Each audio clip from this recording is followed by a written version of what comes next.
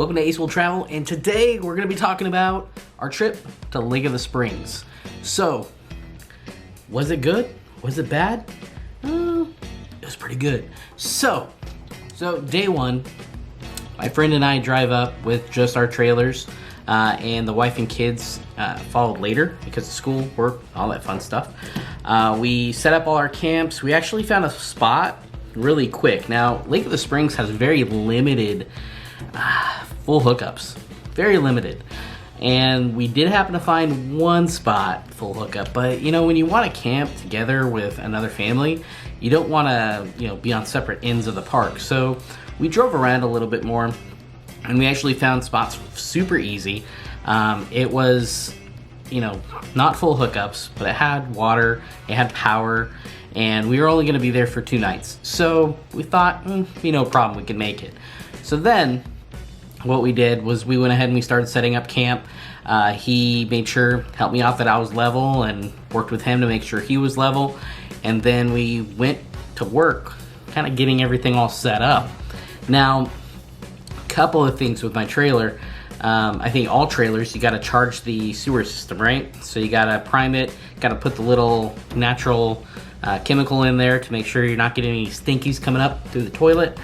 And I made the mistake of not bleeding the lines by turning on the kitchen faucet first or the bathroom faucet first.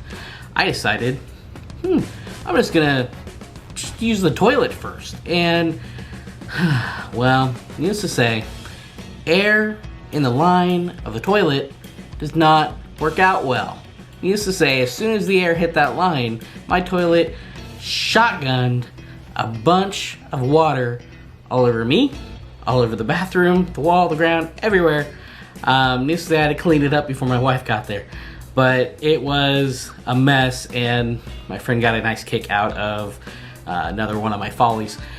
So we're sitting there and trying to figure out, trying to get everything set up, and my friend is kind enough to help me dig out an area for my stairs, because I do have the full-size stairs that come down, and, they're good and bad. So they have a tendency to, if they're not fully extended down, of course you're not going to be able to shut your door. So that is one of the benefits to having your stairs underneath, is you just pull them out and you're done. I like how stable these ones are, but they can be a pain in the butt when you're not quite on level ground. And we were on a bit of a hill, so we had to dig into the ground to even get our stairs to go down all the way so our door could shut. Now, while we were doing that, I was doing some other things in the trailer. He was digging out, trying to figure out how exactly to get it down. And I apparently set the keys down. Well, when I went to go unlock the trailer initially, apparently I simply moved the keys to unlock the trailer but left the door handle locked. Now, normally that's not a big issue, but I left the keys inside. So when my friend finally got the door to shut because the stairs went down, I couldn't open my camper. It was shut tight, like I was locked out. So my friend came to the rescue again and was able to use some shop keys that he had. One actually worked pretty well on doing the deadbolt on a door, and then a screwdriver popped open the rest of the door, as you can see here. I don't get it. There's 2 keys on this key ring for the trailer itself. We should keep one in the truck and one on the key ring just to be safe, make sure this doesn't happen again. But to make sure for sure this doesn't happen again, I'm gonna buy one of these,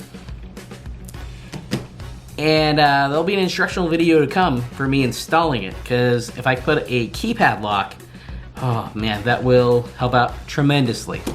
So those were my 2 follies, getting there to Lake of the Springs and just trying to get set up. This was all before the kids got there. So what I really liked about Lake of the Springs is the woodsy feeling.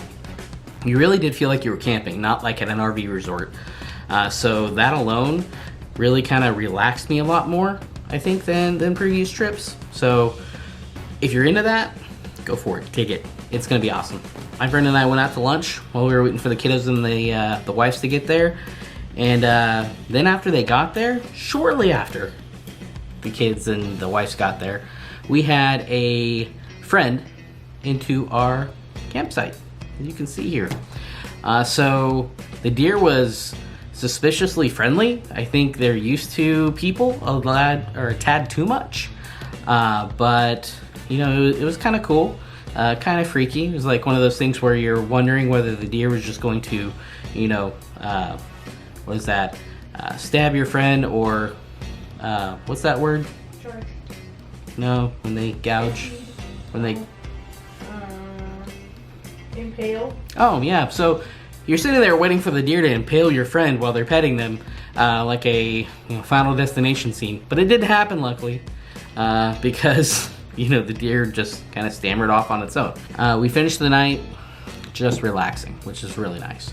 So day 2, we woke up, and before I go into day 2, I want to kind of talk about the amenities of Lake of the Springs. So they have, again, overall limited hookup sites, full hookup sites, but everything else is water power, and it's really nice. So it's not like I feel like I'm going without, I really liked how they put fly traps and yellow jacket traps around the park. Honestly, Lake of the Springs, or they need to tell Lake Minden to get their together, because they got the game down on lock. Like, they know what they're doing. Lake Minden can learn a few things, because I had flies everywhere with Lake Minden. So they had a lot of places for kids to go. So there was also a communal barbecue area, the huge barbecue that you could use. They had a large full-size store, an area where you can buy food and ice cream, and their ice cream was awesome, by the way. We'll talk more about that. And they had a couple of beach areas, place where you could launch a boat, kayak, fish. I mean, honestly, Lake of the Springs had it all. Like, minus the not having full hookups, this place was like amazing. And top it off, the bathrooms, A+. Would poop there again, most definitely. It was really clean, really nice. You can tell they had done some updates. It was a really nice, bathroom overall. So A+, A+. Day 2, we woke up.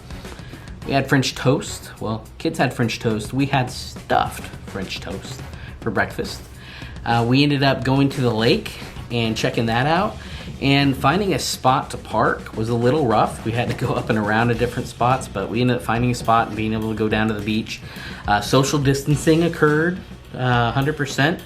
And we were able to get the kids on the water with the raft, with the rafts that they had. And they paddled around and swam for quite a long time. But it was pretty awesome. There's a lot of people there. But, of course, as you can see, I got to play with my drone again. I almost, I think, got in trouble. Like, right as I set it down and put it away, there was somebody from the campground kind of looking around, looking for somebody. I couldn't figure out what it was, but I hope it wasn't me. Somebody complained about me having a drone, who knows. But, I wasn't like, dive bombing anybody. Well, not often. So I think it was good. It was no problem. I think overall we had, a good time at the beach, and everybody was safe. We got back to the campsite, and we wrapped up the night with a classic movie, Ernest Scared Stupid. If you haven't watched that, people, it's one of the classics, right up there, Romeo and Juliet. You gotta see it. You gotta things should have won an Academy Award. Clearly didn't, but come on. It's awesome. Day 3, it rained. Of all things, it rained. It was kind of cool. It rained on and off in the morning. Of course, we were under cover. We were good to go. Not a whole lot of issue, but of course, I waited till day 3 to really go around and film the park a little more. But as you see here, this is the drive down the from the top down into the canyon kind of area, and it's really nice. There's a campground off to the right. When you go in first, the first set of campsites, those are like more of a desert kind of feel. There's not large trees and everything there. If that's what you're into, that's where you stay. But as you go down, there's a lot of different loops, and they're all really nice. So like I said, you can't go wrong unless you get here really late and you don't prefer the desert kind of location, then and you get stuck there, it's not as great. But you know, I think overall this park just has so much to offer. So we went to the store and checked it out.